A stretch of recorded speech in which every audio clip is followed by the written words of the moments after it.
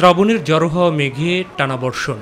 এর মধ্যে রাজধানীর ধানমন্ডি ৭ মসজিদ রোডে পূর্বঘোষিত কর্মসূচি পালনে জড়ো হন গণহত্যা ও নিপীড়ন বিরোধী শিল্পী সমাজ।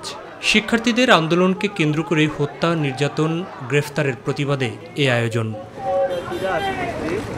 পিচঢালা পথে তুলির আঁচড় বৃষ্টির জলে একাকার হয়ে রক্তলাল রূপ ধারণ করে, যেন বলে দিচ্ছে রক্তাক্ত এ জনপদ ধুয়ে মুছে হয়ে যাক ছাপ। এদিকে একই ইস্যুতে জাতীয় প্রেস ক্লাবের সামনে জড়ো হন উদীচী শিল্পী গোষ্ঠীর সদস্যরা। দেখা হবে কোনো একদিন, এটি তোমার সন্তান শহীদ আবু সাইদ। তারা বলেছিল এই কোটা ব্যবস্থার একটি স্থায়ী সমাধান করার জন্য। একই সময়ে সড়কের বিপরীত দিকে প্রতিবাদ মঞ্চের ব্যানারেও পালিত হয় কর্মসূচি।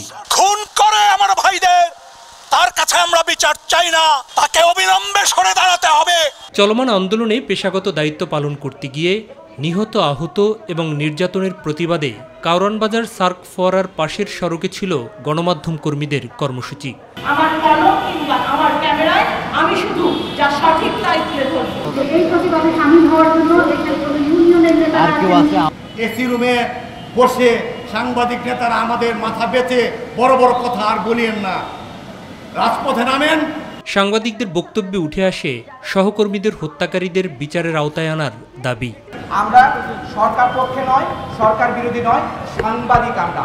আমাদের কাজ সংবাদ তুলে ধরা। যদি ৪৮ ঘন্টার মধ্যে কোনো বিচার না পাই, তাহলে ৪৮ ঘন্টা পরে আরো কঠোর কর্মসূচি দেব।